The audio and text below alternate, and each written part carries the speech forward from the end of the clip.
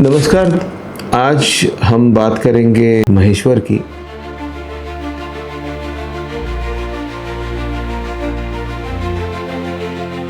और जब महेश्वर की बात आती है तो अहिल्या देवी की बात न हो, होलकरों की बात न हो, ऐसा तो संभव ही नहीं है। तो आइए चलते हैं महेश्वर, जो इंदौर से लगभग 80 से 90 किलोमीटर के बीच में है और नर्मदा के किनारे एक बहुत ही सुंदर और बहुत ही अप्रतिम जगह है। अगर आप कभी वाराणसी गए हैं तो लगभग उसके ही जैसा दिखने वाला घाट अहिल्या देवी ने वहां पे निर्मित कराया था।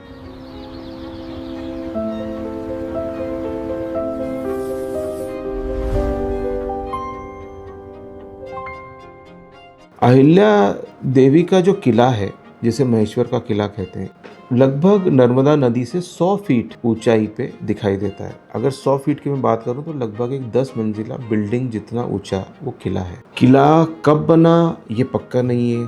कोई कहता है परमार कालीन है, कोई कहता है उससे भी पुराना है, पर लेकिन जो बात पक्की है वो ये है कि लगभग 1733 में मल्हारराव होलकर ने इस किले पे अपना शासन शुरू करा। अहिल्या देवी ने अपना राज पूरे समय यहीं से करा। होलकरों की बहुत समय तक राजधानी रही महेश्वर। पुराणों में भी महेश्वर का उल्लेख मिलता है। एक बहुत ही सुंदर मंदिर जो नर्मदा के बीच में बना है, जिसे कहते हैं बानेश्वर मंदिर। अगर आप बानेश्वर पहुंचते हैं तो जिस तरफ से नर्मदा नदी बह रही है उस तरफ एक नाव जैसा उसका ऐसा एक वी तरीके का बेस है, तो जिससे पानी कट के और मंदिर के दोनों तरफ से चले जाए, और उसको पुराणों में हमारे अर्थ की एक पिवट कहा गया है। तो ऐसा कहते थे कि जो अर्थ है, जो धरती है, वो उस पिवट मतलब बानेश्वर मंदिर पे घूमती है। जो नॉर्थ स्टार है वो बानेश्वर मंदिर से हमेशा अलाइंड रहता है। अगर आप जाएं तो सच में आप देखेंगे वो इसी तरह से आपको दिखेगा। अब क्योंकि नर्मदा नदी पे कई सारे बांध बन गए, तो नर्मदा में जो पहले पानी की धाराएं, जिसे सहस्त्र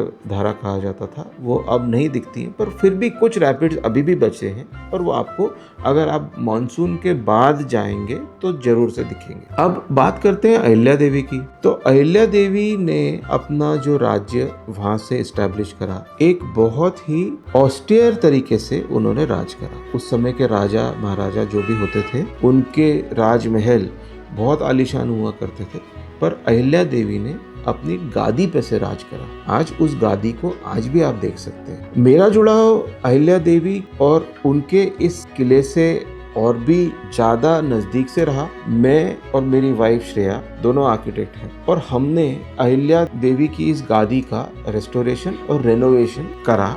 आज हम जो आप अगर महेश्वर जाएंगे तो जिस नए स्वरूप में उस गादी को पाएंगे, जिसमें होलकरों की अहिल्या देवी की जो गाथा आप वहाँ देखते हैं, वो हमने बनाई। उसी के साथ अहिल्या फोर्ट, जिसे अहिल्या देवी का किला कहा जाता है, उसका जो रेस्टोरेशन और रेनोवेशन है वो भी हमने किया।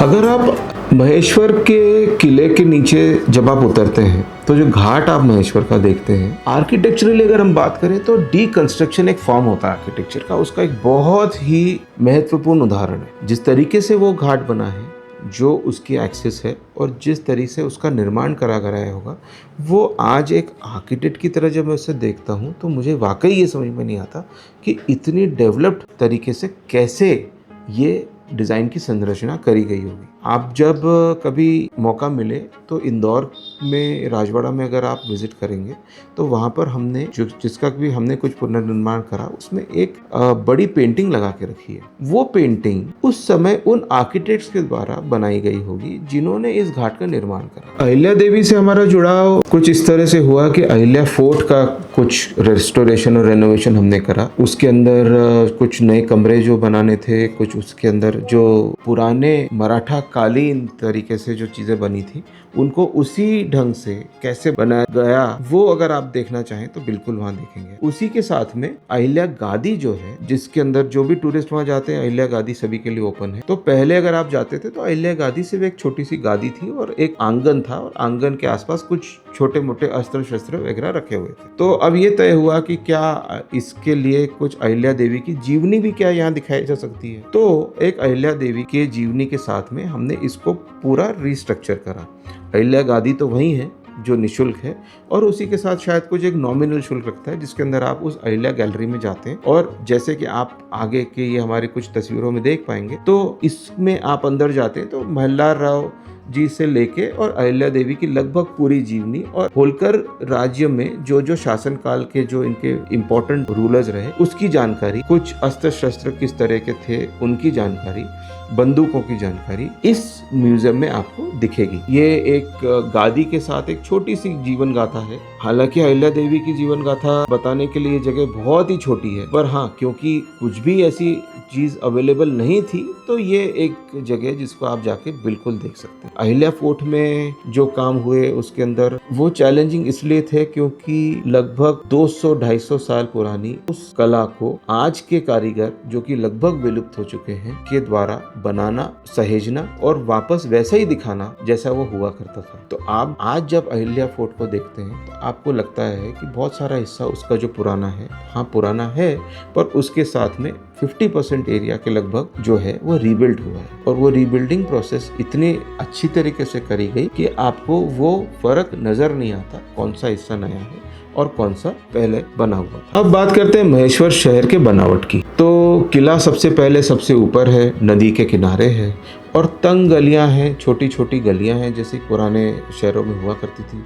बहुत ही सुंदर उन गलियों के ऊपर कोटले बने हुए हैं, पुराने घर हैं जो बहुत सारे अभी भी बाकी हैं। आप जब उन गलियों में से चलते हुए जाते हैं तो आपको समझ में आता है कि गलियां तंग होने के कारण और उनका लेआउट यूजुअली जो बना हुआ है उसमें कुछ रास्ते जो नदी से ऊपर आते हैं और उसके बाद छोटी छोटी गलियां जो एक सब जगह कैसे फैलती जाती है। ठंडी हवा आपको उस रास्ते पे महसूस होती है। निमाड़ की उस गर्मी में ठंडी हवाएं होना एक अर्बन प्लानिंग का एक अलग ही तरह का एक नजरिया आपको दिखता है। अगली बार जब भी आप महेश्वर जाएं तो फोटो तो जरूर लीजिएगा, पर दीवारों को छू के देखिएगा, घाट की सीढ़ियां गिनिएगा, घाट के ऊपर जाके बैठ के नदी को देखिएगा और सोचिएगा कि सैकड़ों साल पहले किसी ने सब ये कैसे सोच समझ के बनाया हो। धन्यवाद हमारे इस चैनल में आने के लिए, हमारे इस एपिसोड को देखने के लिए।